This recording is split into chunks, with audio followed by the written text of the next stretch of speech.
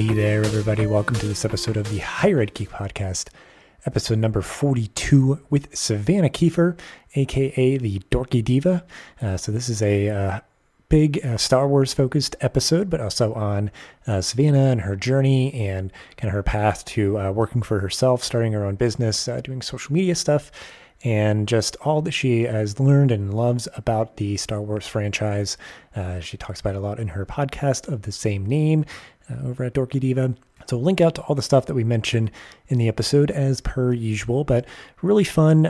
Just really appreciated Savanna's insights and her sharing her story and her giving some of her time. So strap in and enjoy this awesome episode after this brief message.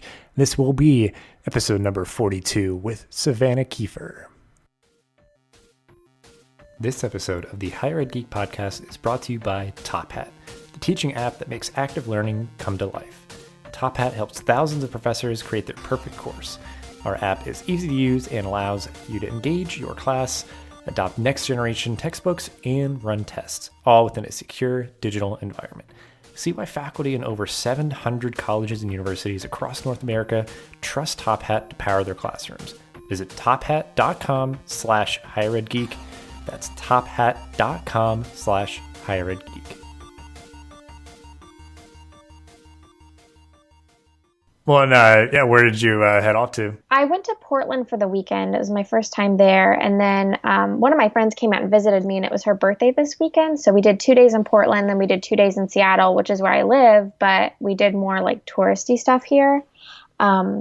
So she just left last night, and that's why today I was like getting back into the swing of things and kind of got a little off schedule. Well, and I guess, it's nice when people visit from out of town, you can kind of be a tourist in your hometown or whatever, or just, sometimes I know people like complain where it's like, especially, I live in Baltimore now, but like when I was closer to DC, anytime people came from out of town to DC, they'd always want to do like all the museums and stuff. And it's usually like, okay, that's what everybody wants to do. So you like always take people. So it's like, wait until the next person comes to visit. If you're like, oh, I want to go see that exhibit. It's like, if somebody comes from out of town, you're probably going to go there anyway. So don't like quadruple, trips there. It kind of worked out because I've only lived here for a few months. And rather than doing touristy stuff, my fiance and I just go hike like all the time. We're like always out in nature, but I wanted to do stuff in the city with my friends. So it kind of worked out because I hadn't done a lot of this stuff before. But then my parents are coming to visit next month, and I'm just like, okay, here we go. We got to do all the touristy stuff again. Like, well, kind of like master the art or something. It's like, oh, we should start here, then go here, and then like eat over here or something. I'll have a really good schedule planned out for them. Yeah. Awesome. We'll go ahead and get started here. So really appreciate you making time for the episode here. I sort of just stumbled across you. I think when I reached out originally when you were at the premiere of Solo a couple of months ago, which was really cool. So I'm sure you might talk a little bit more about that and how that came about. But you sort of have the similar mindset, I think, to me of just sort of the geeky personal brand sort of thing, just sort of like melding the things that you're into and always doing it kind of with a geeky lens. So I'm excited to hear a little bit more about your path and everything. So if you just want to kick things off and introduce yourself and kind of, brief version of your professional journey and how you got to be where you are today. Okay, cool. My name is Savanna Kiefer, also known as the Dorky Diva, and I am kind of a lot of things combined into one. By day, I'm a social media manager.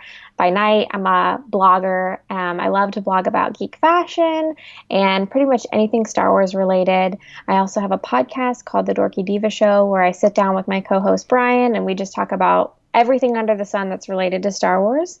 I started off with my professional journey. I decided when I was pretty young that I really wanted to go into public relations because I thought it was interesting how PR can help brands basically with so many different facets of communication to their audience. And I just was really interested in it from a young age. And I went to school. I got my bachelor's degree at the University of North Florida in public relations.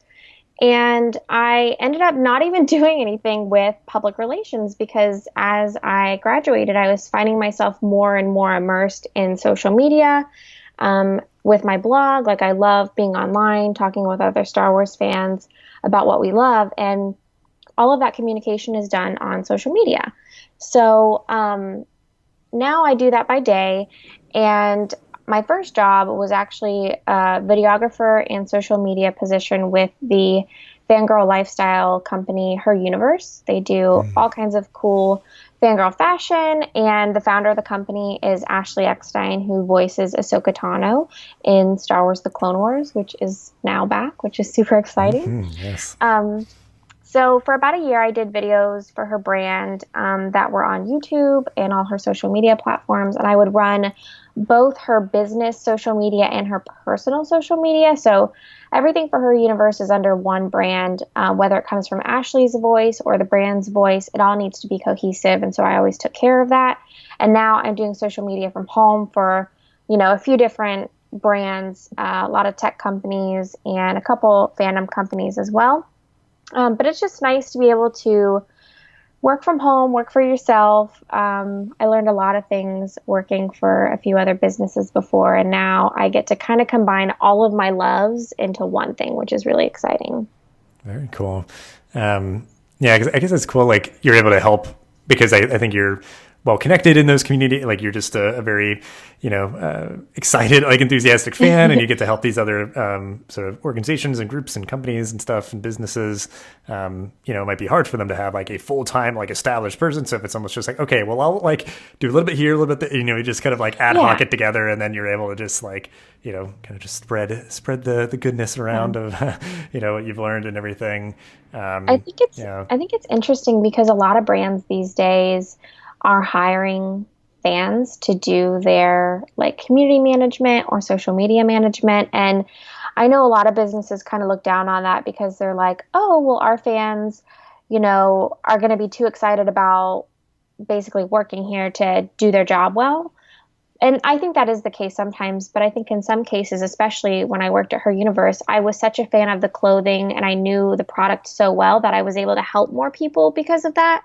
For example, I would get messages from women online on the Her Universe pages, and they would be like, oh, hi, my name is so-and-so. I'm usually a size, whatever.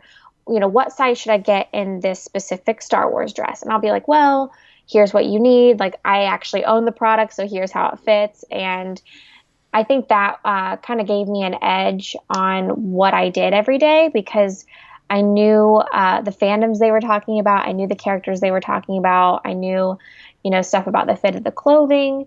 And I think more businesses need to take note of that and hire people who are really familiar with their products because it helps you deliver the product to the customer better and really help them out in a special way. Mm-hmm. Absolutely. Yeah.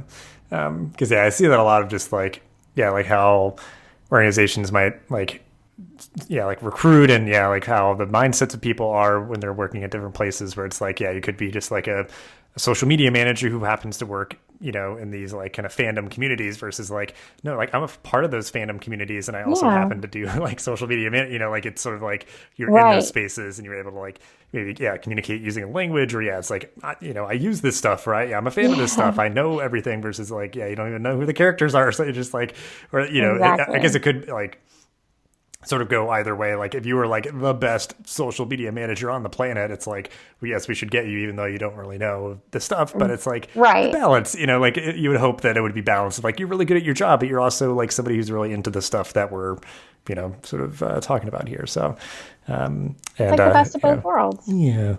And I will say I have, the Ahsoka Tano Funko Pop on my shelf amidst other Star Wars Funkos. It's the one from Rebels, which is like, I think when she's like peak Ahsoka, like I just, her character and her arc, and she has like the gray lightsabers or whatever. So super cool. That's like one of the ones I'm most proud of.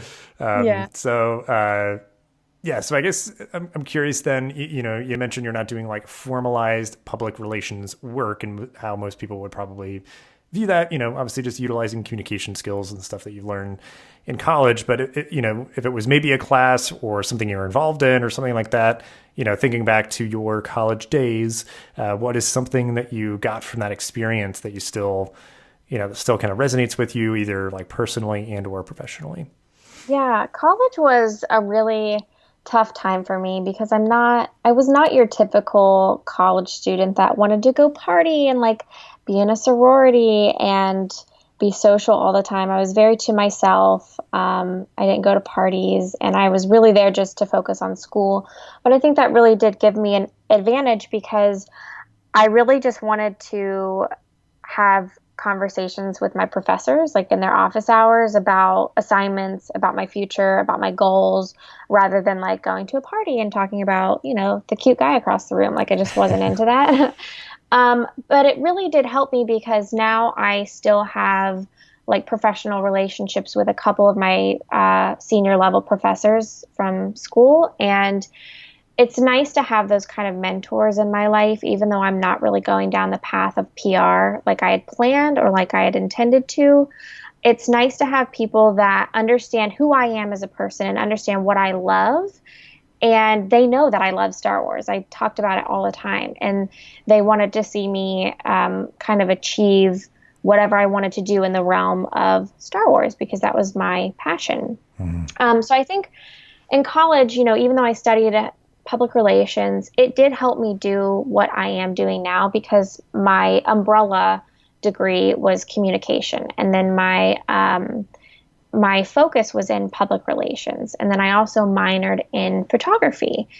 And as a social media manager, I've had all sorts of different jobs where I have to shoot the content and then post it and write the caption. And taking communication courses teaches you how to write in AP style, which is something that not very many people know how to do these days, I feel like. So even though I didn't go to school for marketing, which is what most social media managers do, you learn how to market something, I learned how to clearly tell a story about a product and how to capture that product visually, like with, a great photo or a cool GIF or a great video.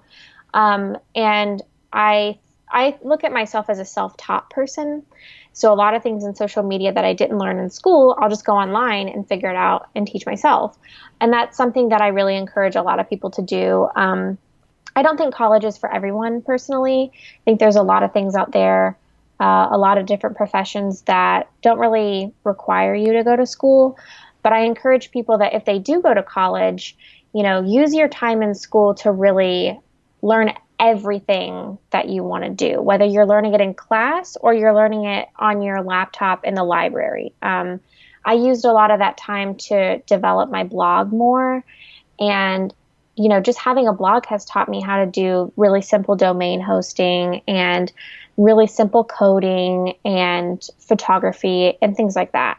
So, I think even though, I'm not really going after public relations anymore, my college experience was still positive because I learned so many other things along the way that weren't related to public relations. And I think the biggest thing that everyone can learn from school is how to be organized and self-motivated. And I was actually homeschooled from middle school through high school. And when you're homeschooled, you don't really have classmates around you saying, oh, did you do your homework? Or, teachers asking you to turn in your homework. Like, yes, my parents would go over that kind of stuff, but it taught me to be self-motivated. And in college, it really made me even more in tune with that. And I think a lot of current high school students are kind of getting in the bad habit of, just waiting for their teacher to remind them to turn in an assignment. Whereas in the real world, you have to be self-motivated and you have to remember to do those things. And I think that's what college really taught me. And I think that's what school can teach everyone. Yeah, I think, it's interesting sometimes where it's like sometimes less about, the formal textbook learning that you're getting in college. It's just all the other stuff and the connections and like you said, just like organization, like those are the things that are most valuable. And some students, if you're going like far away from home in a place really different or, like interacting with different people, it's just like that personal growth, finding your identity. And like, as somebody who works sort of in that, like sort of not in the classroom experience in higher ed, it's, that's what we're trying to support where, there is important learning that's also happening in the classroom. And I think, you certainly went about things in a really good way of, nurturing connections with faculty, which I don't think, as many people do, not as many people do it as they should. So, it's just like, that kind of collection of little things that, are just kind of universal skill, like they're, beneficial to you, throughout your entire life, and, it can be beneficial that way. But yeah, there's also so many other learning platforms and, things you can do that, maybe don't require a 4-year degree or, master's or PhD, get a 2-year degree or certificate or, anything like that. But sometimes like school is just valuable for, the experience and the things that you learn sort of informally. But and it seems like, I guess like with your degree, it's like for what you're doing now, it's like those two houses are kind of like neighbors, like very closely related, and like, communication, I guess maybe, different theories and stuff behind it, but it's like so transferable kind of in the same neighborhood and such. So, it's not like I studied biology and now I'm doing social media. Like they are very, very similar things, thank goodness. But it is interesting. I know people that I went to school with that studied PR with me, and they're doing totally random things as well. But I think we all learned in school that we just kind of figured out what we wanted to do along the way, and we figured out how to communicate with people. And ultimately that's like the most important thing. Jobs will come and go, things will change, degrees, at the end of the day aren't the most important thing about college. But yeah, I definitely learned a lot along the way. Very cool.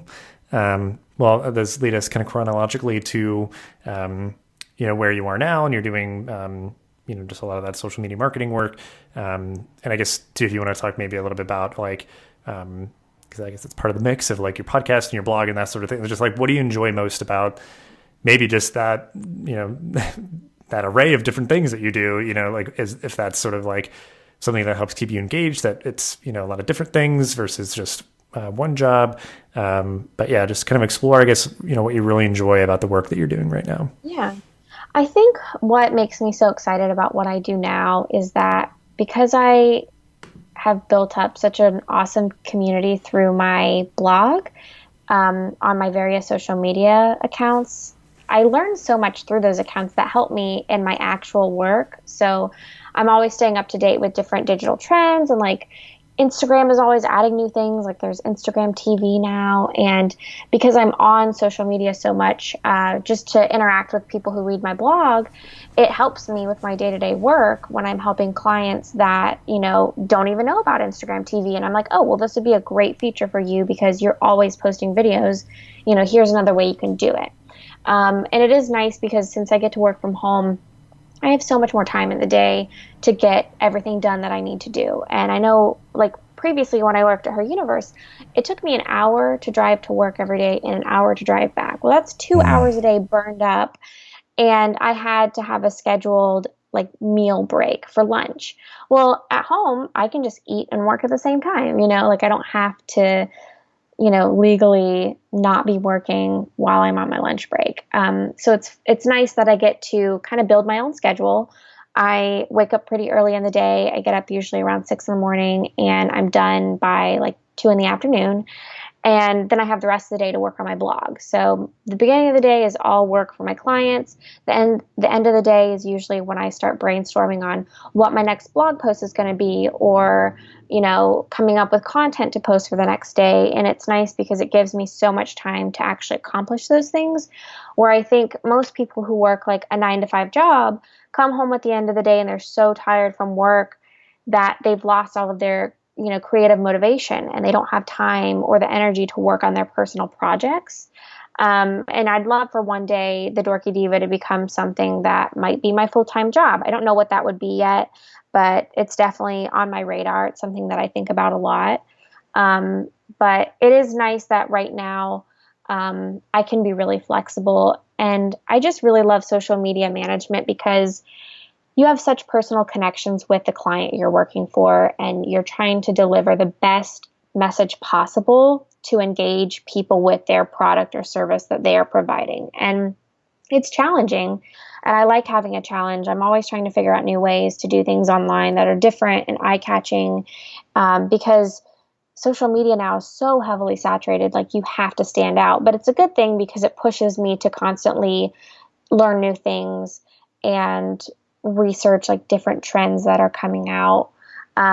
So it's challenging, and it's kind of funny because a lot of, older people who might not use social media have no idea what I do. They're just like, oh, you post on Facebook. That must be a really easy job. And I'm just like, well, not really. There's a lot more to it. But it is neat because I'm constantly learning new things, and I also have time to work on my personal projects. Yeah. Yeah, I'm starting to foray into that working from home. It's like a fully remote like job that I just got that I'm transitioning into, and I'm just curious to see because yeah, like that was I used to live close to my old job, so like commuting wasn't much of a pain. But then I moved, and yeah, it was the same kind of thing. Like 2 hours just gone out of every day, Yeah. and yeah, I think just like that like lack of stress of like dealing with commutes, but just having more time free and like yeah, just I feel like just more clarity, like to come up with ideas to get things done, more time to get things done, and all that. Yeah. But yeah, so that'll be nice, and I'm glad that because I guess it's just interesting to me, like. I guess pretty early on for you, like if that was just kind of like an instant turnoff of just like I want to do this work kind of like in my own way, and like because some people are like, oh, I've been doing this for like 15 years, and now I'm like trying to like. Yeah. I knew like into month 2 of driving to work every day, I was like, no. Like I'm only 22 years old, and I'm starting to develop my own social media business so I can continue doing this forever because I just have realized.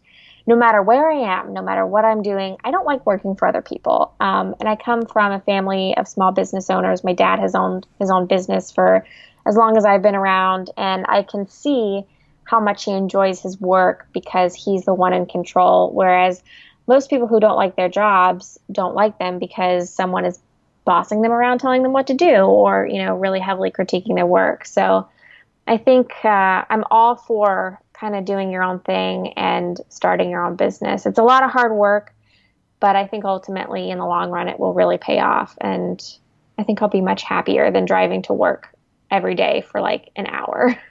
Yeah. Well, yeah, I think it's better and like working remotely and flexibly, like something generally I advocate for even for people that work with like kind of a corporate environment, but then like, yeah, like you and kudos to you because again, I think a lot of people will deal with it for longer than they should. Like you felt that compulsion and just sort of like went with it. And I think, yeah, like having role model, in your family of people who have been able to just like, kind of start their own thing, I think is really, really great. And obviously you can, as a society, if we, sort of encourage people to be those role models for other people, because everybody may not have those within like their own circles or whatever, just so they can see because I think we need to maybe like rebrand the whole like entrepreneurial, because people think it's just like startups and have like explosive growth or whatever. It's like, yeah, you're essentially starting a small business. Like it's kind of the same thing. They've just put this different kind of coat of paint on it.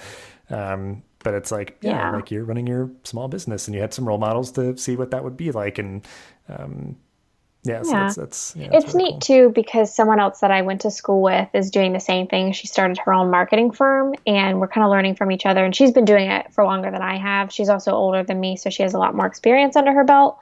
But it's just really neat to see young people doing this because to me, in my head, when I was growing up and I thought of business owners, I thought of, old adults, like people in their upper 40s, 50s who have learned so much in their years of working for corporate, companies and then doing their own thing. But I've noticed lately a lot of younger people are doing their own thing, which I think is great. And when I noticed that was a trend, I was just like, I think I could do this. And it's one of those things where it's like, in the long run, if it doesn't work out, it's fine. But at least I took it, at least I gave it a shot and took the chance. And hopefully it'll be worth it.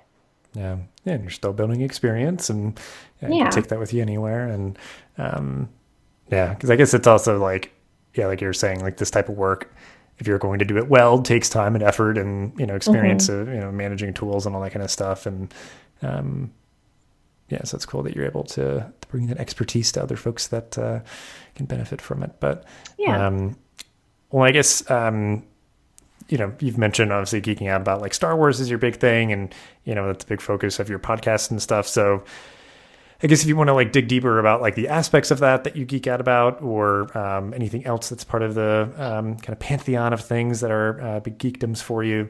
But just anything that's kind of capturing your attention lately. Yeah, Star Wars is the biggest thing for me because I discovered Star Wars at a very young age. I've always been around it because my older brother has been obsessed with it ever since he was born. My mom is a huge fan. So I was kind of born into this family that loves Star Wars. But it really wasn't until the Clone Wars came out in like 2008 that I kind of claimed my fandom and realized that I loved Star Wars. And at the same time, that's when I was discovering like the internet and forums and social media.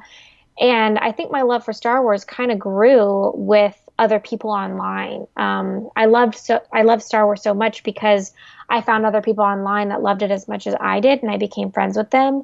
And I also like started a blog back when I think I was 12 when I started my first blog. Wow. But it was just such a cool experience. I was newly homeschooled and I wasn't really around my friends very often. So I had to kind of figure out how to occupy myself.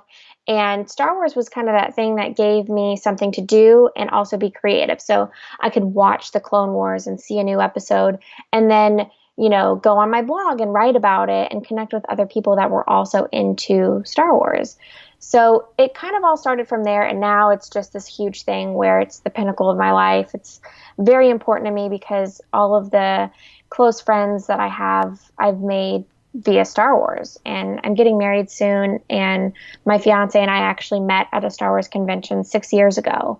And we've been friends for a long time. So it's just, to me, it's all about the personal connections I've made with people. And that's what always brings me back to Star Wars. And there's so many other things that I love in fandom. Like, I'm a really big fan of Indiana Jones, but I feel like the online community for Indiana Jones is like much smaller than the online community for Star Wars fans. So I definitely skew to Star Wars way more than other fandoms because it's just so rich online and there's so much content out there to consume. I mean, there's so many fan podcasts and fan artwork and so many things that people are creating because they're being inspired by Star Wars. And that's what I'm doing too. I like to style outfits that are inspired by Star Wars characters. And it's just really neat because it's such a creative space. And it all kind of started just from these weird sci-fi movies. Mm-hmm. So Star Wars will always be the thing that I am geeking out about because at least now with Disney owning it, there's always going to be something new as well. Yeah, for sure.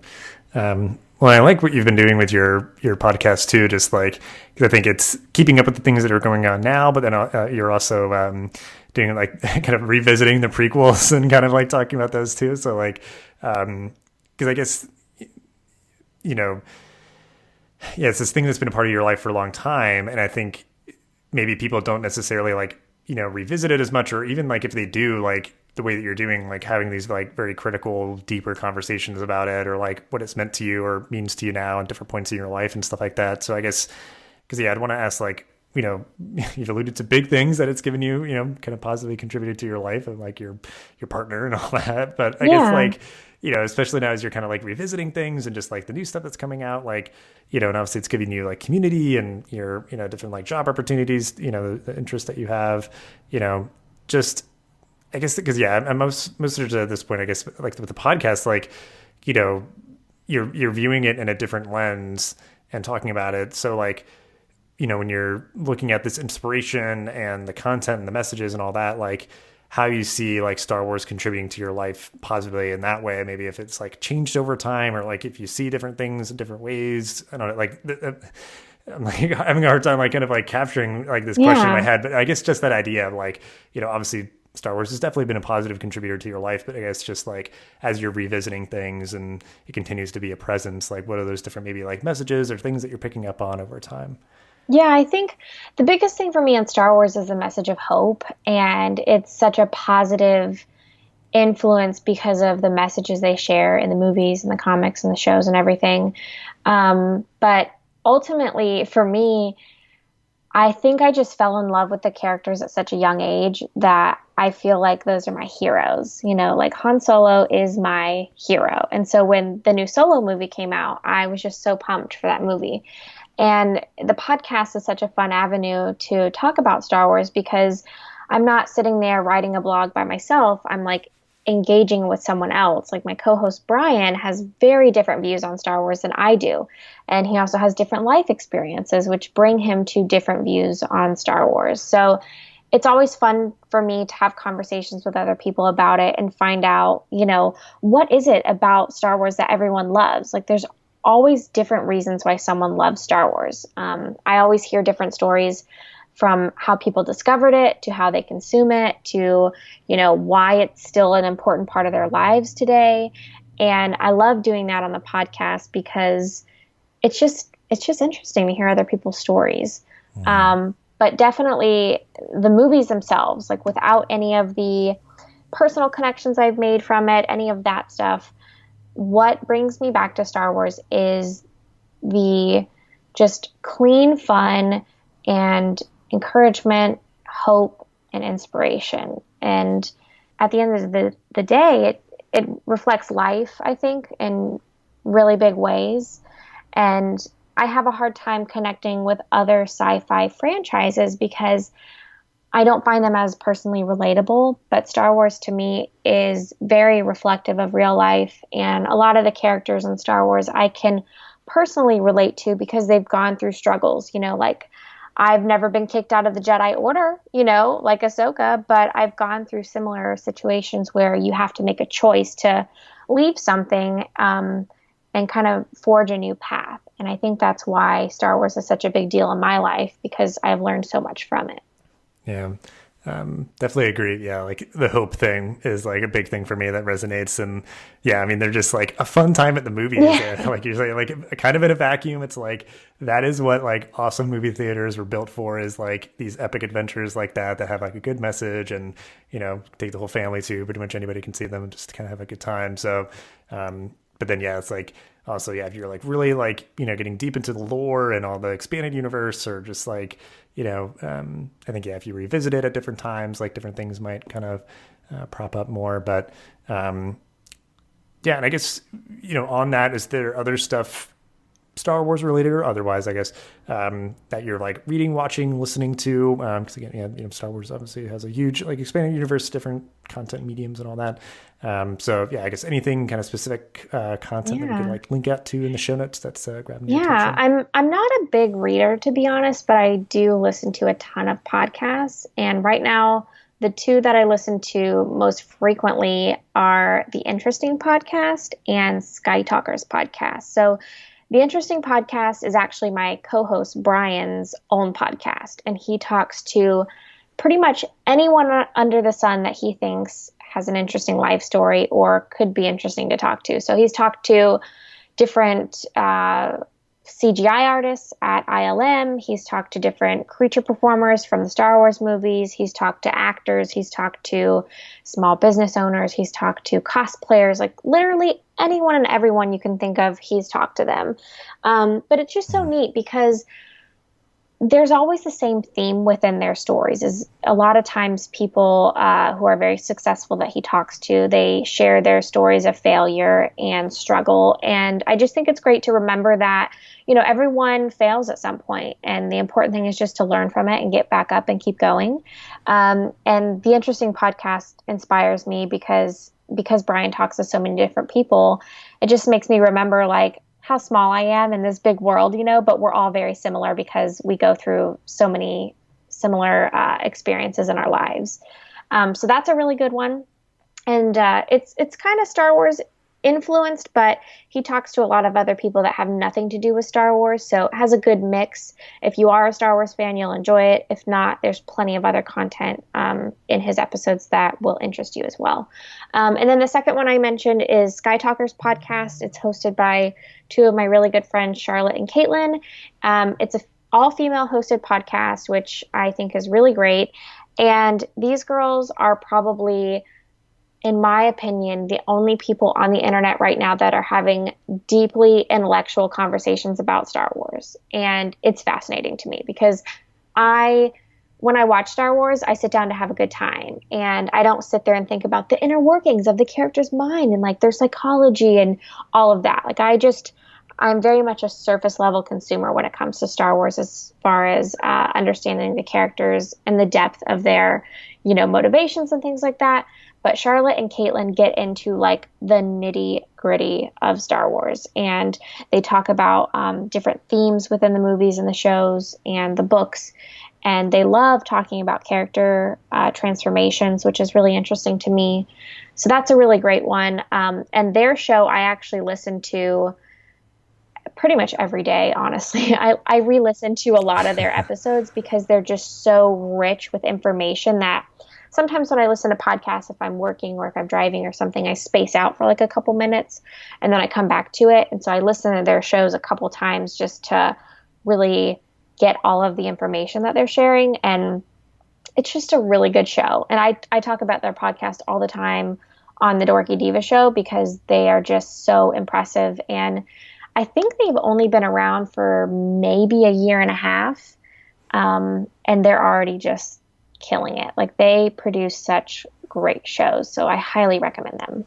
Yeah, it sounds like just kind of like this, like, encyclopedia, you know, like it's just this like large amassed knowledge and like kind of critical analysis, and like you can just always go back to it like, oh yeah, I remember they mentioned like they talked about this thing, and you're like, yeah, you like rewatch it, and then like, yeah, this idea is like if you had like footnotes on every, you know, I'm sure, yeah, like in your show notes for the particular episode, like if you're like saying like, oh, I remember in like, you know, episode like 24 of like Sky Talker, you know, it's like always just like, that's like, it's my like list of references, you know, it's my evidence. It's too to go back and watch things after they've discussed it, because it brings like if they're talking about an episode of Rebels, and they're discussing their thoughts on it. Well, I may have watched that episode and gotten something completely different out of it. So I'll watch it again and be like, oh, this is how they interpreted this and blah, blah, blah. And it's really neat.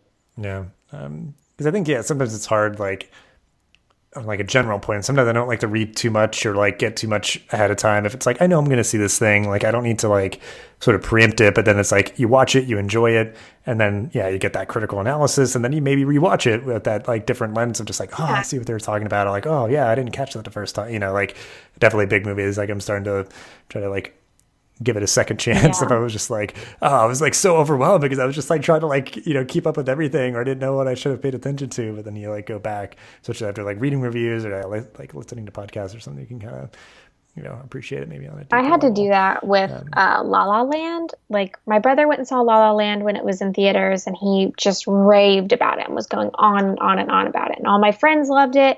And I tried to watch it one day, and I was just like, I don't get it. Like, I don't get what the hype is all about. And I turned it off, like, I don't know, 15 minutes into the movie. I was just like, I don't think this is for me.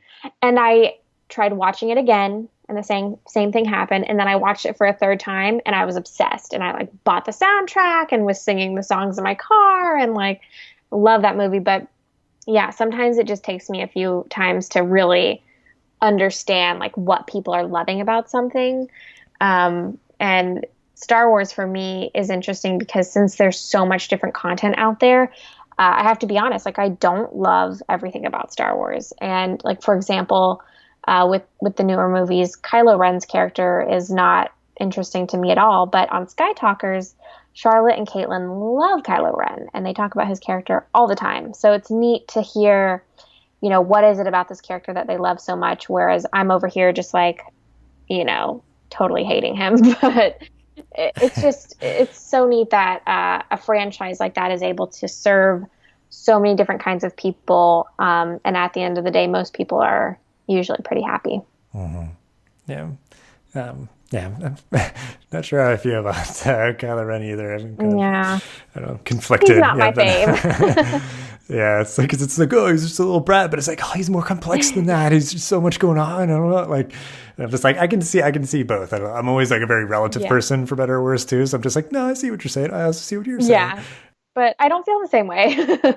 Like, I understand what you're saying, but I don't feel that way. Yeah. It's like, and that's okay. Because again, it's like, that's like the platinum rule of like fandom. Yeah. It's just like, it's okay for people to like things that you don't like, and vice versa, or whatever. Like, so it's just like, don't yuck their yum. That's like our almost our tagline for the Dorky Diva show is basically, it's okay to not like everything, because Brian and I have totally opposite opinions on Star Wars, but we really respect each other's opinions. And yeah, at the end of the day, that's what it's about. And yeah, I guess that other point too, it's almost you have to be like in the right mood or like energy level for certain movies at certain times, or like, you know, because I remember like I tried to watch Blade Runner and I kept trying to watch it like late at night, and I'd like, well, let me just like lay down on my couch late at night after like a long, and I'd fall asleep. I'm like, damn it, I gotta, like, I want to watch this movie.